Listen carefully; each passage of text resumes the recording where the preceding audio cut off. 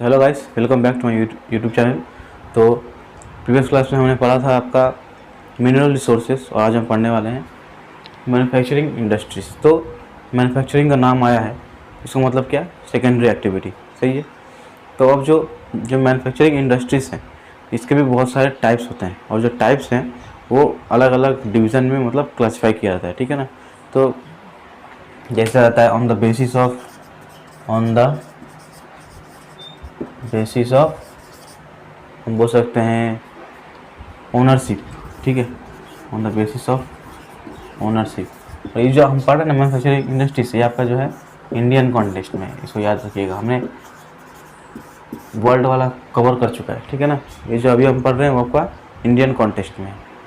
On the basis of ownership, ownership में कौन कौन सा होता है? पब्लिक होता है, ठीक है, प्राइवेट होता है ना, और क्या था आपका जॉइंट होता है। ठीक है, इसमें इतना ही जानना है। Public, private, joint. पब्लिक मतलब जो गवर्नमेंट जो द्वारा मतलब क्या बोलते हैं, जो गवर्नमेंट द्वारा ओन बाय द गवर्नमेंट। ठीक है, own by the private sector या फिर प्राइवेटली ओन्ड।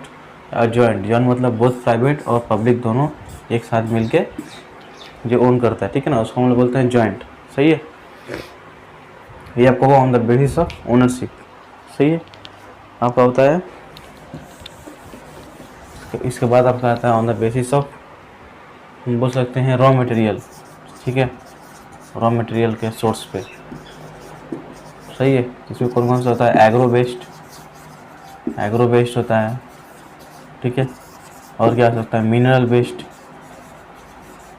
है ना, मिनरल बेस्ड हो सकता है, एग्रो बेस्ड, मिनरल बेस्ड, और भी बहुत सारे होते हैं। ठीक है, आपका बुक में जो दिया हुआ है फॉरेस्ट बेस्ड है। ठीक है ना, फॉरेस्ट बेस्ड लिख सकते हैं, फॉरेस्ट। ये आपके इसका मतलब जो क्लासिफिकेशन है वो रॉ मटेरियल्स के ऊपर किया जाता है। ठीक है, इसके बाद आपका आता है यूज़ ऑफ फिनिश्ड प्रोडक्ट्स। जो फिनिश्ड प्रोडक्ट्स है उनके मतलब यूज़ के ऊपर भी जो है क्लासिफिकेशन किया जाता है। सही है, तो इसमें कौन कौन सा आता है आपका? इसमें आपका आता है capital goods industries, intermediate goods industries, consumer goods industries, या फिर बेसिक गुड्स इंडस्ट्रीज़। तो जो आपका मेन होता है वो आता है बेसिक गुड्स इंडस्ट्रीज़। ठीक है, आपका आता है कंज्यूमर गुड्स। ठीक है, आपको दो बेसिक होता है, दो मेन होता है ना, बेसिक गुड्स और आपका कंज्यूमर गुड्स। सही है, तो आगे बढ़ते हैं। एक और क्लासिफिकेशन दिया गया है on the nature of manufacture goods. इसमें दिया गया है metallurgical industries, mechanical engineering industries, chemical industries, processing industries, food processing industries, textile industries, electricity generation industries. इसका 8 क्लासिफिकेशन किया गया है। ठीक है ना,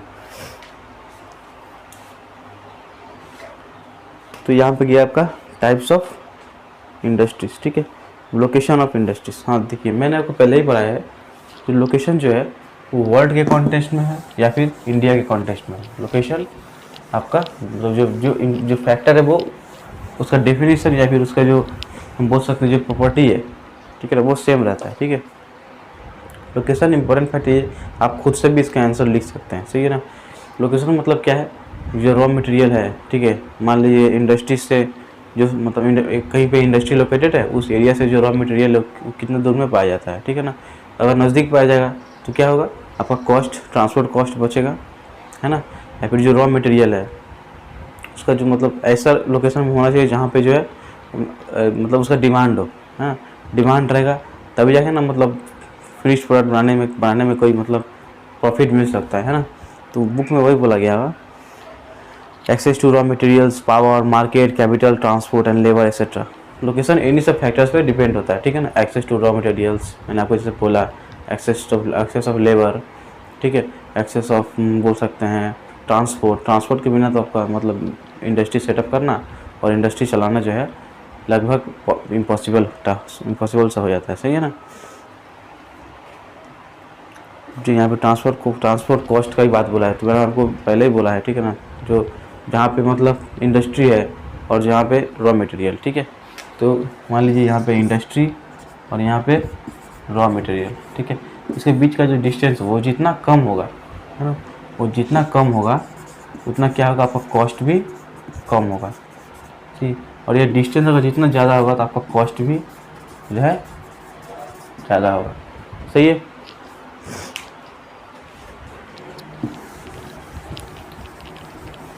और जैसे मैंने आपको शुगर केन का एग्जांपल दिया था, अगर उसका मतलब जो उसके लिए तो लोकेशन बहुत ही ज़्यादा इंपॉर्टेंट रोल प्ले करता है, ठीक है।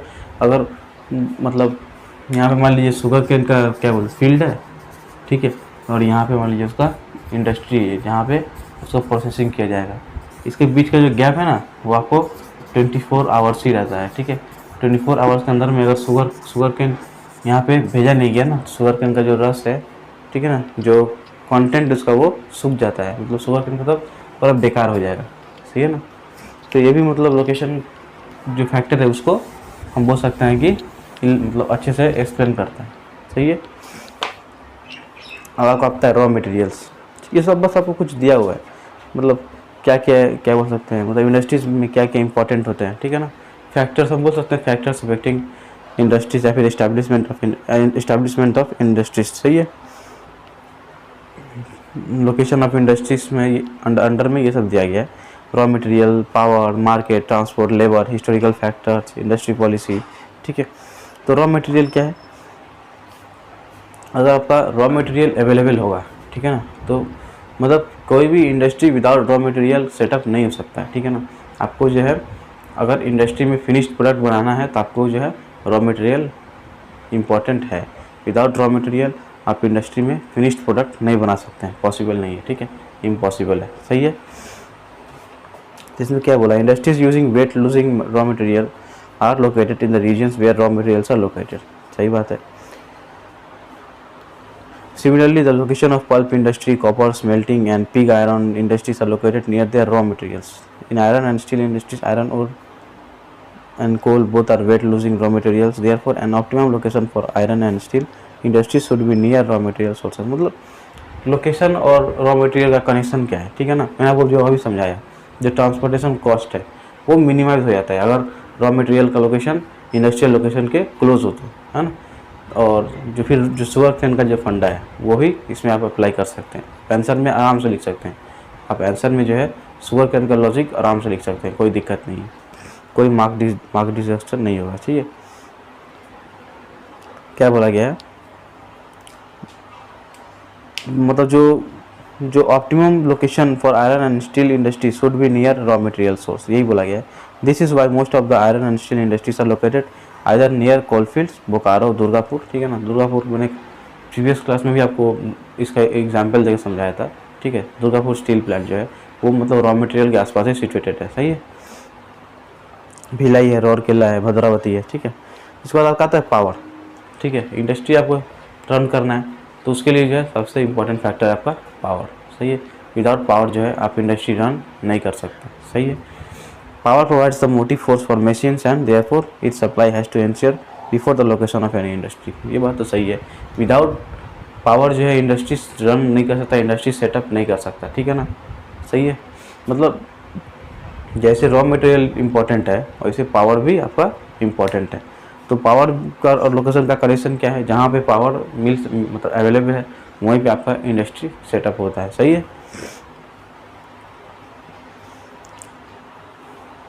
However, certain industries like aluminium and synthetic nitrogen manufacturing industries tend to be located near sources of power because they are power intensive and require huge quantum of electricity. कुछ जो industry है जहाँ पे जो है इलेक्ट्रिसिटी मतलब बहुत ही ज़्यादा ह्यूज क्वांटिटी में लगता है, ठीक है ना। तो वहाँ पे जो है मतलब पावर एक बहुत ही ज़्यादा इंपॉर्टेंट रोल प्ले करता है। ये मतलब ये सब आपको क्या बोल रहा है, ये लोकेशन से ये पावर, ये रॉ मटेरियल, इसका क्या रिलेशन है, यहाँ पे वही समझाया गया, ठीक है ना। इन सब के बेसिस पे जो है लोकेशन होता है, मतलब इंडस्ट्री का लोकेशन किया जाता है। मार्केट तो आपका इंपॉर्टेंट है ही, ठीक है ना। यहाँ पे जितना भी फैक्टर बोलेगा सब आपका इंपॉर्टेंट है।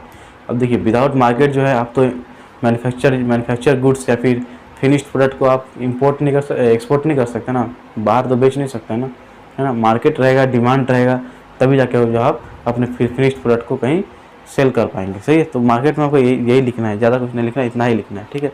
Market provides the outlet for manufacturing या manufacture products heavy machine tools heavy chemicals are located near the high demand areas as this are market oriented. मतलब जो मैन्युफैक्चर गुड्स मार्केट ओरिएंटेड होते हैं उनको जो क्या किया जाता है, जो हाई अर्बन एरिया से या फिर जो हाई डिमांड वाले एरिया से वहाँ पे उनका लोकेशन होता है, ठीक है ना। तो ये भी आपका कनेक्शन है मार्केट और लोकेशन का, ठीक है।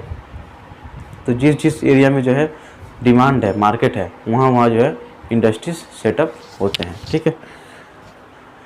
तो ये आपका मार्केट का कुछ एरिया का नाम बोला गया है, ठीक है। Mumbai, Ahmedabad, Surat. Petroleum refineries are also located near the markets as the transport of crude oil is easier and several products derive from there are used as raw materials in other industries. हाँ, crude oil से जो और भी जो by products निकलते हैं, जो by products जो हैं और भी जो अलग अलग इंडस्ट्रीज हैं उन सब में काम आते हैं या फिर उन सब के यूज़ में आते हैं, सही है।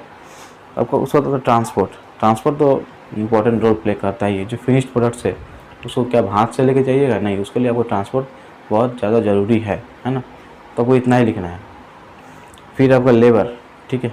अब देखिए इंडस्ट्री कितना भी मैकेनाइज्ड क्यों ना हो जाए, पर लेबर उसको ज़रूरी है, स्किल्ड हो या सेमी स्किल्ड हो, आपको लेबर जो है इम्पॉर्टेंट है एक इंडस्ट्री में, चाहे वो कितना ही ज़्यादा क्यों ना मैकेनाइज्ड हो जाए, सही है।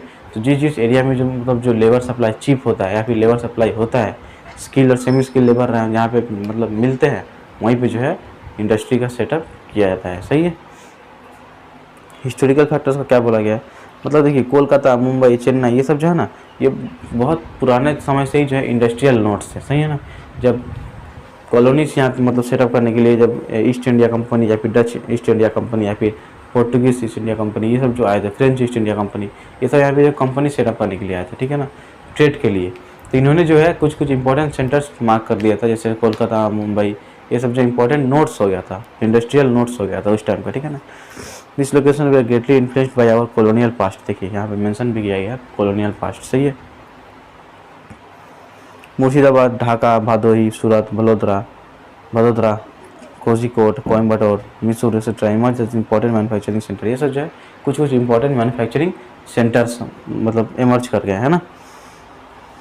मतलब बोल सकते हैं जो हिस्टोरिकल फैक्टर्स है वो हमारा मतलब बेसिकली जो है कॉलोनियलिज्म को लेकर बात करता है, सही है। आपको थोड़ा बहुत आइडिया है कॉलोनियलिज्म का तो आप आराम से उसका आंसर कर सकते हैं, अगर नहीं है तो मैंने इस वीडियो में आपको दे दिया है, सही है ना। अब ये इंडस्ट्रियल पॉलिसी, मतलब देखिए ग्रोथ के लिए मतलब डेवलपमेंट के लिए आपका कुछ इंडस्ट्रियल पॉलिसी रहना बहुत ही ज़्यादा इंपॉर्टेंट है, सही है ना। अगर आपका जो इंडस्ट्री आप सेटअप किए हैं उसमें अगर इफेक्टिव पॉलिसी ना रहता है, अगर इफेक्टिव वे ऑफ वर्किंग ना होता है, तो जो है इंडस्ट्री चलना जो है मुश्किल होता है। मतलब क्या बोल सकते हैं, एक स्ट्रक्चर होना चाहिए, हायरार्की होना चाहिए, ठीक है ना। ये जो ऊपर है, सबसे ऊपर ये है, इनके नीचे ये, इनके नीचे ये, जो सबसे ऊपर है वो जो बोलेंगे उनके नीचे वाले सुनेंगे, है ना। उनके नीचे वाले जो बोलेंगे वो उनके नीचे वाले सुनेंगे। एक हायरार्की रहना चाहिए, ठीक है ना। अगर एक इंडिविजुअल के हाथ में पूरा दे दिया जाए, पूरा इंडस्ट्री का मतलब मेंटेनेंस दे दिया जाएगा तो वो इम्पॉसिबल हो जाएगा, वो इंडस्ट्री जो है फेल कर जाएगा, सही है ना। तो बेसिक जो पहले लेवल पे एक अथॉरिटेटिव बॉडी रहना चाहिए या फिर हम बोल सकते हैं एडमिनिस्ट्रेटिव बॉडी रहना चाहिए, ठीक है। उसके नीचे जो है जैसे हमारा इंडियन गवर्नमेंट का स्ट्रक्चर है, एडमिनिस्ट्रेटिव है, ठीक है, उसके नीचे लेजिस्लेटिव है, उसके नीचे एग्जीक्यूटिव है ना, ऐसा करके है ना। तो वही मतलब इंडस्ट्री में भी वैसे ही होना चाहिए, एडमिनिस्ट्रेटिव, उसके नीचे लेजिस्लेटिव, उसके नीचे एग्जीक्यूटिव, ऐसे करके मतलब रहना चाहिए ताकि जो है प्रॉपर फंक्शनिंग हो सके, है ना। तो ये आपका गया इंडस्ट्रियल पॉलिसी, ठीक है। इसमें at present government of India provides lots of incentives to industries locating in backward areas. जो हम अभी जो फिलहाल जो है गवर्नमेंट जो है इंसेंटिव्स प्रोवाइड करते हैं, ठीक है ना। इंसेंटिव्स मतलब कुछ हेल्प करते हैं, या फिर वो सब पैसे से हो सकता है या फिर रिसोर्स से हो सकता है, ठीक है ना। जो बैकवर्ड एरियाज पे जो इंडस्ट्रीज सेटअप किया गया है, सही है, उनके लिए। अब मेजर इंडस्ट्रीज़ क्या है इंडिया में, पहले ही अगर मेजर इंडस्ट्रीज की बात करते हैं तो पहले आपको दिमाग में आना चाहिए आयरन एंड स्टील इंडस्ट्री, ठीक है। क्योंकि देखिए आयरन एंड स्टील इंडस्ट्री एक ऐसा इंडस्ट्री है जिससे जो है कोई भी प्रोडक्ट जो है उससे ही मतलब उसी का बाई प्रोडक्ट है, या फिर हम बोल सकते हैं उससे ही मतलब इवॉल्व हुआ है, ठीक है ना। कोई भी प्रोडक्ट आजकल जो कोई बिल्डिंग मटेरियल से लेकर कोई भी प्रोडक्ट जो है आयरन एंड स्टील इंडस्ट्री मतलब बेसिक है, बेस है हम बोल सकते हैं, सही है। The development of iron and steel industry open the doors to rapid industrial development in India, बात तो सही है। The other raw materials beside iron ore are coking coal essential for iron and steel industry. देखिए मैं बोला नहीं, iron and steel industry जो है इसके लिए आपको रॉ मटेरियल लगता है, और आयरन एंड स्टील इंडस्ट्री खुद भी जो है एक रॉ मटेरियल का काम करता है, सही है। तो हम बात कर रहे थे जो अदर रॉ मटेरियल्स हैं, जैसे यहाँ पे दिया हुआ है कोकिंग कोल, ठीक है, फिर जो है बोल सकते हैं डोलोमाइट, मैंगनीज, फायर क्ले, ये सब क्या है, ये सब वेट लूजिंग मटेरियल या फिर हम बोल सकते हैं ग्रॉस मटेरियल है। तो इनके लिए भी जो है मतलब लोकेशन इंपॉर्टेंट फैक्टर मतलब रोल प्ले करता है, ताकि जो है जो इंडस्ट्री है उसे जो मतलब जो सोर्स है रॉ मटेरियल सोर्स और इंडस्ट्री थोड़ा क्लोज लिंक रहे तो बेहतर है, सही है। All this raw material are gross, therefore the best location for the iron and steel plant is near the source of raw material, जो मैंने आपको अभी बताया, ठीक है। कुछ एरिया का नाम बोला Chhattisgarh, northern Orissa, Jharkhand and western West Bengal, ठीक है। तो यहाँ पे क्या है, जो आयरन ओर का जो ग्रेड होता है, ग्रेड वो एक्सट्रीमली जो है बेसिकली हेमाटाइट और मैग्नेटाइट होता है, ठीक है ना। तो ये क्या है, एक्सट्रीमली रिच होता है, ठीक है ना। तो ये आपका क्या आयरन एंड स्टील प्लांट, कुछ इंटीग्रेटेड स्टील प्लांट्स का नाम दिया गया है, ठीक है ना। देखिए इंडिया में क्या होता है, इंटीग्रेटेड होता है, ठीक है ना। लार्ज इंटीग्रेटेड स्टील प्लांट्स होते हैं और मिनी स्टील प्लांट्स भी होते हैं, ठीक है। तो अब कुछ लार्ज इंटीग्रेटेड स्टील प्लांट्स के हम नाम पढ़ने वाले हैं और उसके बारे में थोड़ा बहुत जानेंगे। पहले आपका आता है टिस्को, ये आपका इंटीग्रेटेड स्टील प्लांट में पहला आपका आता है टिस्को, ठीक है। तो मुंबई कोलकाता रेलवे जो है इसका जो है मतलब कनेक्टिविटी अच्छा हो जाता है, ठीक है। और यहाँ पे बोला गया है सुवर्णरेखा और खारखाई इसके लिए वाटर प्रोवाइड करता है, ये आपको देखना है, ठीक है। देखिए मुंबई कोलकाता यहाँ पे क्या है, टिस्को का नाम बात बोला गया, ठीक है ना। तो इसमें क्या है, मुंबई कोलकाता अच्छा लिंकेज बनाता है, मुंबई कोलकाता रेलवे मतलब ट्रांसपोर्ट के बारे में बात कर दिया, ठीक है। इसमें आपको ये इम्पोर्टेंट है, ठीक है।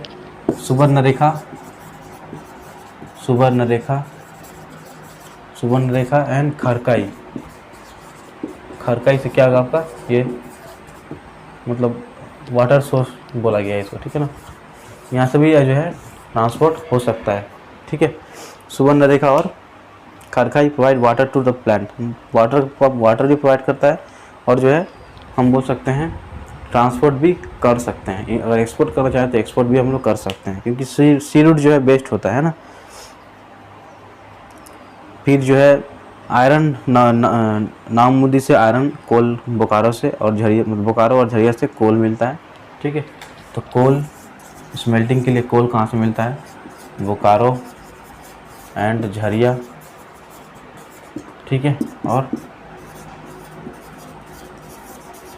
नाममुदी से आपको क्या मिलता है, लाइमस्टोन, सही है। लाइमस्टोन नहीं, सॉरी, यहाँ पे आयरन का बात किया गया है, ठीक है।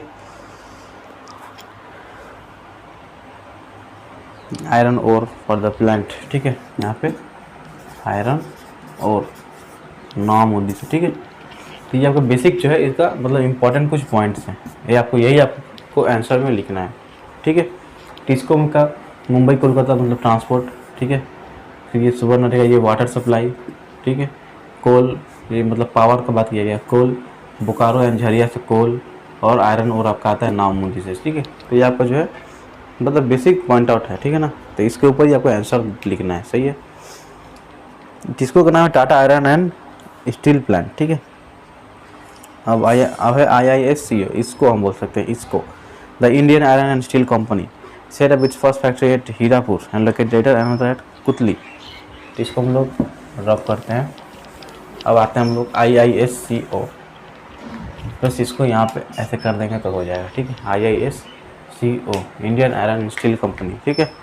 ये आपका है Indian iron and steel company. तो क्या सेटअप हुआ था हीरापुर में 1937, later on another at Kotli, अच्छा ठीक है। 1937 the steel corporation of Bengal was constituted in associated with IISCO and set up another, ये आपका इंपॉर्टेंट नहीं है, ठीक है ना।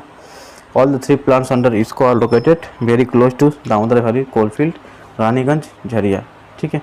तो इसमें जो है आपको बेसिकली जितना भी ये सोर्स बोला गया आयरन और का या फिर हम बोल सकते हैं जो कोल का, ये सब आपको सोर्स को मेंशन करना है आंसर शीट में, ठीक है।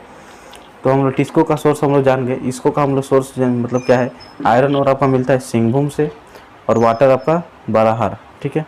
वाटर आपका मिल जाता है बाराकार रिवर से, ठीक है ना। वाटर इसमें वाटर जो कहाँ से मिलता है, बाराकार रिवर, और आयरन और आपका मिलता है सिंहभूम से।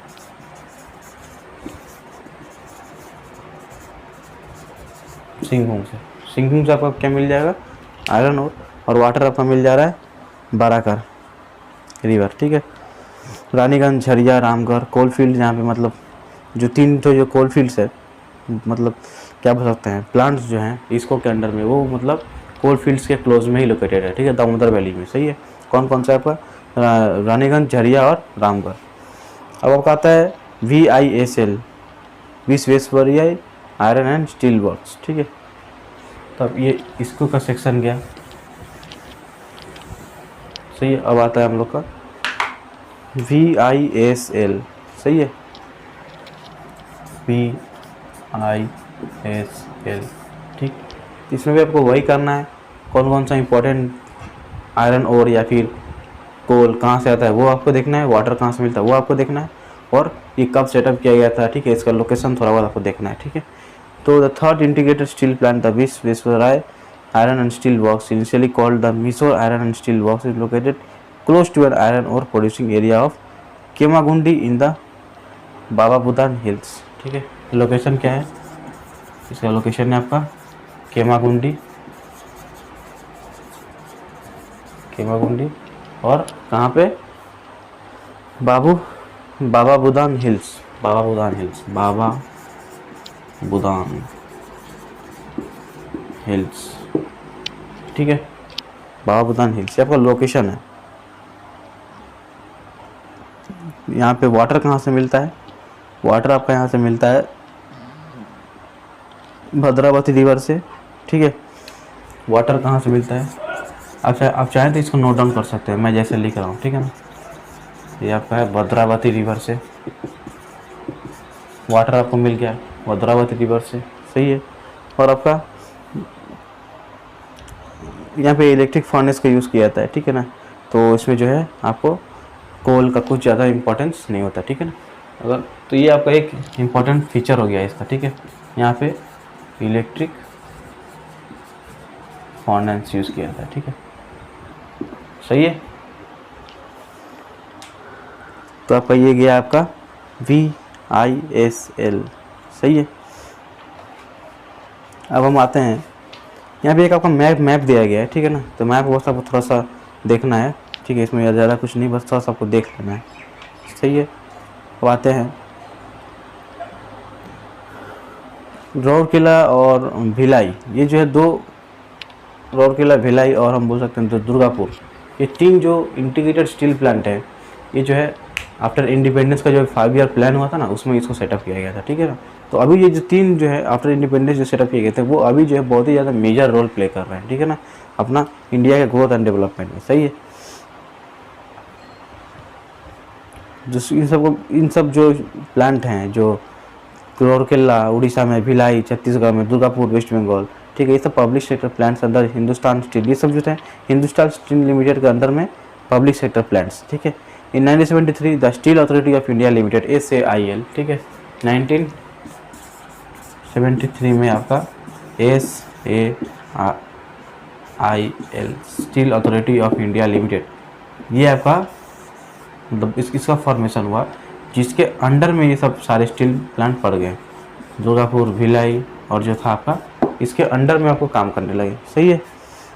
मतलब इन सब जो भिलाई या फिर दुर्गापुर या फिर हम बोल सकते हैं ये राउरकेला, ये सबको मैनेज करने का काम चला गया आपको सेल के हाथ में, सही है। तो आपको क्या VISL। अब हम लोग पढ़ने वाले हैं ये राउरकेला, भिलाई और दुर्गापुर स्टील प्लांट के बारे में, ठीक है ना। तो राउरकेला स्टील प्लांट, इसमें भी आपको वही देखना है, ठीक है, कि इसका लोकेशन क्या है, सही है। इसका जो रॉ मटेरियल्स है या फिर इसका मतलब जो प्रोसेसिंग करने का जो मटेरियल है कहाँ से मिलता है, ठीक है, आपको यही देखना है। तो हीराकुद डैम से आपको इसको पावर मिल जाता है राउरकेला स्टील प्लांट को, ठीक है। यहाँ पहले हम पढ़ने वाले हैं राउरकेला स्टील प्लांट, ठीक है। हीराकुद डैम से इसको पावर मिल जाता है, सही है, ये पहला है। ये दूसरा क्या है, उड़ीसा में है, हम लोग पहले ही पढ़े हैं, ठीक है। और जो झरिया से इसको कोल मिल जाता है, ठीक है, झरिया से इसको कोल मिल जाता है, ठीक है। और क्या यहाँ पे है, इसके बाद और कुछ यहाँ पे इम्पोर्टेंट नहीं है, ठीक है ना। झरिया से होता है, फ्रॉम सुंदरगढ़ से क्या और केंदुझार से भी मिलता है, ठीक है। यही मतलब इसमें यही है, ठीक है। इसके बाद हम आते हैं भिलाई स्टील प्लांट, ठीक है। ये मतलब भिलाई स्टील प्लांट जो है आपको मतलब ऐसे क्वेश्चन दे सकता है, name the steel plant which was establish by Russian collaboration, ठीक है। तो आपको लिखना है भिलाई स्टील प्लांट, ये एक आपको शॉर्ट क्वेश्चन दे सकता है, भिलाई स्टील प्लांट। इसका एक फीचर क्या है, ये रशियन कोलैबोरेशन से इस्टेब्लिश किया होगा, ठीक है, रशियन कोलैबोरेशन, ठीक, भिलाई, सही है। और क्या है, दुर्ग डिस्ट्रिक्ट ऑफ छत्तीसगढ़ में है, ठीक है ना। इसका जो कोल आता है कोरबा कोलफील्ड से आता है, ठीक है ना। कोरबा एंड कारगाली कोलफील्ड्स, कोल जो है कोरबा कोलफील्ड से आता है, सही है ना। और जो है आपका कोलकाता मुंबई रेलवे रूट में लाई करता है, ठीक है। ये ट्रांसपोर्ट का बात बोला गया, कोलकाता मुंबई रेलवे रूट, सही है, कोलकाता मुंबई रेलवे रूट, सही है। इस बात आपका आता है दुर्गापुर स्टील प्लांट, ये भी वेस्ट बंगाल में है, ये government of United kingdom UK के कोलैबोरेशन से, ठीक है। तो ये भी आपको क्वेश्चन पूछता है कि कौन सा प्लांट जो है यूनाइटेड किंगडम के कोलैबोरेशन से सेटअप हुआ था, तो हम क्या लिखेंगे आंसर, दुर्गापुर स्टील प्लांट, सही है, दुर्गापुर स्टील प्लांट, है ना। यूनाइटेड किंगडम के कोलैबोरेशन से ये हुआ था, सेटअप हुआ था, कोलैबोरेशन, सही है। इसको पावर कहाँ से मिलता है, इसको आयरन मिलता है नोआ मुंदी से, ठीक है, आयरन इसको मिलता है नोआ मुंदी से, सही है। फिर Kolkata Delhi railway route, Damodar valley corporation, देखिए कोलकाता दिल्ली, यहाँ पर आपका रेलवे रूट, ट्रांसपोर्ट के बारे में बात कर दिया, रेलवे रूट, ठीक है। वाटर बोल सकते हैं, वाटर दामोदर वैली कॉरपोरेशन से, दामोदर वैली कॉरपोरेशन, सही है।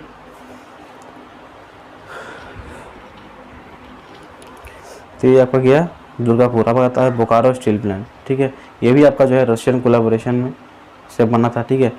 Principle of transportation cost minimisation by creating Bokaro Rourkela combine, it receives iron ore from Rourkela region and the wagons on the return take coal to Rourkela। ये आपको मतलब कुछ मतलब area के बारे में बोला गया है। आयरन और कहाँ से लेता है, ये रौरकेला रीजन से, and the wagons on return take coal to Rourkela, यहाँ से मतलब आयरन और लेता है रौरकेला से और रौरकेला में लेके जाता है आपका कोल, ठीक है। इसमें यही बोला गया है। अदर स्टील प्लांट्स में आपको मेंशन किया, कुछ और भी steel plant, Vizag steel plant है, विशाखापट्टनम आंध्र प्रदेश में है ना। फिर जो तो विजयनगर स्टील प्लांट, ठीक है। ये सब कुछ कर्नाटका में जो है, ये सब कुछ इंपॉर्टेंट नहीं, जो माइनर स्टील प्लांट है उनका नाम बोला गया, ठीक है। अब हम आते हैं कॉटन टेक्सटाइल इंडस्ट्री, ठीक है ना। अब हम आते हैं कॉटन टेक्सटाइल इंडस्ट्री। तो अब हम बात करने वाले हैं कॉटन टेक्सटाइल इंडस्ट्री का, ठीक है। कॉटन टेक्सटाइल इंडस्ट्री बेसिकली अगर आप बुक में देखिएगा तो इसको बहुत बड़ा सेक्शन दिया गया है, ठीक है ना। उसका एक बहुत ही ज़्यादा ह्यूज सेक्शन दिया गया है बुक में, ठीक है। पर जो कुछ इम्पॉर्टेंट हैं, ठीक है ना, जो पॉइंट्स इम्पॉर्टेंट है मैं आपको वही बताऊंगा। सो बेसिकली जो कॉटन टेक्सटाइल इंडस्ट्री है उसका जो लीडिंग प्रोड्यूसर है आपका गुजरात, ठीक है ना। गुजरात आपका लीडिंग प्रोड्यूसर। इसमें क्या होता था, अबंडेंट स्किल लेबर रिक्वायर्ड, ठीक है ना। ये आपका कुछ इंपॉर्टेंट फीचर्स है, अबंडेंट स्किल लेबर रिक्वायर्ड होता है, ठीक है। और ब्रिटिश जो है did not encourage the development of the indigenous cotton textile industry. British encourage नहीं किया था, ठीक है ना, क्योंकि वो क्या करते थे, इंडिया से रॉ मटेरियल उठाते थे, ठीक है, और लिवरपूल और मैनचेस्टर में ले जाके उनका फिनिश्ड प्रोडक्ट बनवा के इंडिया में ही बेचते थे। और जो प्राइस होता था बहुत ही ज़्यादा चीप होता था, क्योंकि जो प्रोडक्ट होता था वो लोग ह्यूज क्वांटिटी में बनाता था, ठीक है ना। ह्यूज क्वांटिटी में बनाने के कारण जो प्राइस था वो चीप था, कम था, ठीक है। और इंडिया में जो कॉटन इंडस्ट्रीज थे वो क्या करते थे, जो क्वांटिटी बनता था वो कम बनता था, ठीक है ना, क्वांटिटी कम बनता था और उसलिए उनका डिस्ट्रीब्यूशन जो है और उनका जो प्राइस जो है वो बहुत ज़्यादा हाई था, ये इंडिया में, ठीक है ना। गुजरात, महाराष्ट्र, मैंने आपको बोला ये लीडिंग प्रोड्यूसर था, ठीक है ना। फिर जो है first modern cotton mill was establish in Mumbai. पहला जो मॉडर्न कॉटन मिल था वो मुंबई में इस्टेब्लिश किया गया था 1854 में, सही है। फिर जो है इतना बड़ा सेक्शन आपको नहीं देखना है, ठीक है। मैं जो पोर्शन आपको बता रहा हूँ वही देखना है। इंडिपेंडेंस के बाद जो है industry gradually recover and eventually flourished. Independence के बाद जो है रिकवर किया और फ्लरिश्ड भी किया, ठीक है, फ्लरिश भी किया। Cotton is pure raw material which does not lose weight in the manufacturing process. देखिए कॉटन एक एकदम प्योर मटेरियल है जो कि अपने मैन्युफैक्चरिंग प्रोसेस में जो है वेट लूज़ नहीं करता है, ठीक है ना, जैसा का वैसा ही रहता है, सही है। तो उसकी वजह से जो क्या है, इसका जो लोकेशन का फैक्टर इसमें रहता भी है, कभी कभी नहीं भी रहता है। जो मतलब इंडस्ट्रीज़ में जो मटेरियल यूज़ करते हैं, जो लूज वेटिंग मटेरियल होते हैं, उनका जो है ये क्या बोलते हैं, उनका जो लोकेशन, उनके लिए लोकेशन एक फैक्टर प्ले करता है, ठीक है ना, फैक्टर या फिर रहता है हम बोल सकते हैं। पर जो लूज वेटिंग मटेरियल नहीं होते हैं उनके लिए लोकेशन कुछ ज़्यादा फैक्टर नहीं रहता है, सही है। वेट लूजिंग जो मटेरियल नहीं होते हैं, सही है ना। कॉटन जो है फिर यहाँ पे कुछ the trend of local industry, ये इंपॉर्टेंट नहीं है, ठीक है ना। First mill was setup in Mumbai and Ahmedabad in the second half of the 19th century, ठीक है। Number of unit increase dramatically. The Swadeshi movement gave a major importance in the industry as there was call for boycotting all British made goods in favor of India. After 1921, with the development of railway network, other cotton textile centers expanded rapidly. Madurai, Bangalore, Coimbatore, Nagpur, Indore, Solapur and Vadodara become cotton textile centres, ठीक है। तो उतना important है, मतलब कुछ major centre का नाम बोला गया है, ठीक है। तो फिलहाल जो मेजर सेंटर्स हैं कॉटन टेक्सटाइल इंडस्ट्री यार अहमदाबाद, भिवंडी, सोलापुर, कोल्हापुर, नागपुर, इंदौर एंड उज्जैन, सही है। अब Tamil Nadu is the largest for number of mills. Tamil Nadu में जो लार्जेस्ट नंबर ऑफ मिल्स है, ठीक है, इसमें यही आपको पढ़ना है। शुगर इंडस्ट्री में क्या है, महाराष्ट्र लीडिंग प्रोड्यूसर है, ठीक है। उसके बाद आपको उत्तर प्रदेश आता है, ठीक है ना। और the sugar factories are concentrated in 2 belts, Ganga Yamuna Doab और तराई रीजन, ठीक है। जो शुगर जो फैक्ट्रीज है वो 2 बेल्ट्स में कॉन्सेंट्रेटेड है, ठीक है। एक गंगा दोअब रीजन, गंगा यमुना दोअब में, और एक तराई रीजन, ठीक है। तो ये आपका गैस क्या बोलते हैं शुगर केन का बात। और यहाँ पे लोकेशन ऑफ शुगर इंडस्ट्री मतलब वही बात है जो मैं आपको स्टार्टिंग में बोला था, वीडियो का स्टार्टिंग में समझाया था।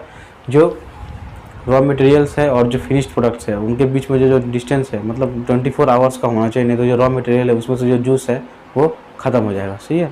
तो ये मतलब लोकेशन है शुगर इंडस्ट्री का, यहाँ पे बताया गया है, ठीक है।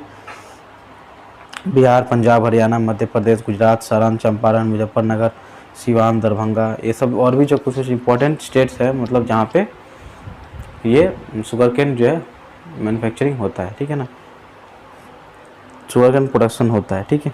पेट्रोकेमिकल इंडस्ट्रीज में क्या है, this group of industries has been growing very fast in India. Many items are derived from crude petroleum which provide raw material for many new industries. हाँ, क्रूड पेट्रोलियम से जो है बहुत सारे हम बाई प्रोडक्ट्स पाते हैं, जिस बाई प्रोडक्ट से जो है और भी बहुत सारे इंडस्ट्रीज़ का बेसिस बनता है ना। This group of industries are divided into 4 sub groups, ठीक है। पॉलीमर्स है, सिंथेटिक फाइबर्स है, इलास्टोमर्स एंड सर्फेक्टेंट इंटरमीडिएट, ठीक है। Mumbai is the hub of petrochemical industry, Mumbai जो है हब है। उत्तर प्रदेश, ठीक है, ये सब भी कुछ है। रत्नागिरी महाराष्ट्र में, विशाखापट्टनम आंध्र प्रदेश में, ठीक है। 3 organisations are working in the petrochemical sector under the administrative control of department of chemicals and petrochemicals. Department of chemicals and petrochemicals के अंदर में जो है 3 ऑर्गेनाइजेशन वर्क कर रहा है। कौन से, इंडियन पेट्रोलियम कॉर्पोरेशन लिमिटेड, सही है ना, ये पब्लिक सेक्टर अंडरटेकिंग है, ठीक है। Second is the Petrofils cooperative limited PCL, ठीक है ना। और थर्ड है आपका central institute of plastic engineering and technology, ठीक है। ये सब जो है तीनों किसका अंडर में काम कर रहे हैं, administrative control of the department of chemicals and petrochemicals, ठीक है। इसका अंडर में ये तीनों काम कर रहे हैं, सही है। यहाँ पे पॉलीमर के बारे में बात किया गया है, ठीक है। फिर जो है और भी जो यहाँ पे कुछ इलास्टोमर के बारे में थोड़ा बात किया गया है, सिंथेटिक फाइबर में थोड़ा बात, ये आपको बस थोड़ा सा देख लेना है, ठीक है। इथेनिल एंड अच्छा जी इतना इंपॉर्टेंट नहीं है, ठीक है। और जो यहाँ पे दिया गया है, synthetic fibres are widely used in the manufacturing of fabrics because of their inherent strength, durability, washability and resistance to shrinkage. Industries manufacturing nylon and polyester yarns are located at Kota, Pimpri, Mumbai, Modinagar, Pune. अब जो सिंथेटिक फाइबर्स हैं ये थोड़ा बहुत जो competition दे रहे हैं cotton को या फिर वूल को, क्योंकि इनका जो प्रोडक्ट होता है ये बहुत ज़्यादा ड्यूरेबल भी होता है और बहुत ज़्यादा चीप भी होता है, सस्ता भी होता है ना. अब हम लोग यहाँ पे आते हैं नॉलेज बेस्ड इंडस्ट्रीज, मतलब जो आईटी सेक्टर है, इंफॉर्मेशन टेक्नोलॉजी का जो सेक्टर है, ठीक है ना. Revolution opened up new possibilities of economic and social transformation. The IT enabled business process outsourcing, ठीक है ना. आउटसोर्सिंग मतलब क्या है? बीपीओ, बिजनेस प्रोसेस आउटसोर्सिंग, सही है. मतलब अपने देश से कुछ इन्फॉर्मेशन बाहर के देश में भेजना या फिर अपने देश का लोग जो है वो बाहर के देश के लिए काम करते हैं, इसको आउटसोर्सिंग बोलते हैं, ठीक है. क्या बोला गया है? Indian software and industry has emerged as one of the fastest growing sectors in the economy, ठीक है. तो Indian government has created number of software parks in the country, बात तो सही है, ठीक है. IT opened up new possibilities of economic and social transformation, ये आपका इंपॉर्टेंट है. IT सॉफ्टवेयर सर्विसेज इंडस्ट्री, ये सबको मतलब कुछ इंपॉर्टेंट दिया गया है, ठीक है ना. मतलब ये सब इंडिया के जीडीपी में वो मतलब इंक्रीमेंट करने में, ठीक है, हेल्प करते हैं, ठीक है ना. 2% ऑफ इंडिया जीडीपी, सही है. अब कुछ टर्म आता है, liberalisation, privatisation, globalisation in industrial development in India, ठीक है. तो ये सब क्या है? मतलब ये सब 3 पॉलिसीज़ हैं जिनको अगर हम अपनाते हैं तो जो क्या हो सकते हैं, जो इंडस्ट्री मैन्युफैक्चरिंग इंडस्ट्रीज हैं वो थोड़ा बहुत और ज़्यादा डेवलप हो सकते हैं या फिर उनका जो स्ट्रेंथ है वो बढ़ सकता है, सही है ना. तो पहला क्या है? लिबरलाइजेशन, मतलब अपना इकोनॉमी को जो है वर्ल्ड इकोनॉमी को या फिर जो वर्ल्ड के जो मैन्युफैक्चरर्स है उनको जो है मतलब अपने इंडिया में इन्वेस्ट करने देना, इसको बोलते हैं लिबरलाइज, मतलब छूट मिलना, ठीक है ना. इससे क्या होगा? जो फॉरेन इकोनॉमी है वो हमारे इंडिया में इन्वेस्ट करेंगे, ठीक है. जिससे क्या होगा? हमारे इंडिया का फ़ायदा होगा, बाहर का फ़ायदा होगा ही पर हमारे इंडिया का भी फ़ायदा होगा. इसको बोलते हैं हम लोग लिबरलाइजेशन, सही है. जो 5 ईयर पॉलिसी मतलब होता है, ठीक है ना. The major objectives of this policy, मतलब जो इंडस्ट्रियल पॉलिसी, सॉरी यहाँ 5 ईयर पॉलिसी की बात नहीं किया, यहाँ पे इंडस्ट्रियल पॉलिसी की बात किया गया है जो कि अनाउंस किया गया था 1991 में. तो इसका मेजर ऑब्जेक्टिव से ये 3 तो कॉन्सेप्ट हैं, ठीक है. लिबरलाइजेशन, प्राइवेटाइजेशन और ग्लोबलाइजेशन, सही है. Within this policy measures initiated are abolition of industrial licensing, मतलब क्या क्या मेजर लिया गया था? एबोलिशन ऑफ इंडस्ट्रियल लाइसेंसिंग, मतलब लाइसेंसिंग को एबोलिश करना. Free entry to foreign technology, यही आपका होता है, free entry to foreign technology, यही आपको बोलाता है लिबरलाइजेशन, ठीक है. फिर फॉरेन इन्वेस्टमेंट, ये भी लिबरलाइजेशन है. Access to capital market, open trade, abolition of fixed manufacturing programme and liberalised industrial location programme. The policy has 3 main dimensions, liberalisation, privatisation and globalisation. कौन से पॉलिसी का 3 मेन डायमेंशंस है? ये जो हमारा जो द न्यू इंडस्ट्रियल पॉलिसी है ना, इसी का मतलब 3 डायमेंशन है, लिबरलाइजेशन, क्या बोलते हैं, ग्लोबलाइजेशन और प्राइवेटाइजेशन, सही है. तो जो industrial policy, foreign direct investment FDI has been set a supplement to the domestic investment for achieving a, मतलब ये फॉरेन डायरेक्ट इन्वेस्टिंग, ये जो है ना, ये आपका लिबरलाइजेशन के कॉन्सेप्ट को इलस्ट्रेट करता है अच्छी तरह से, सही है.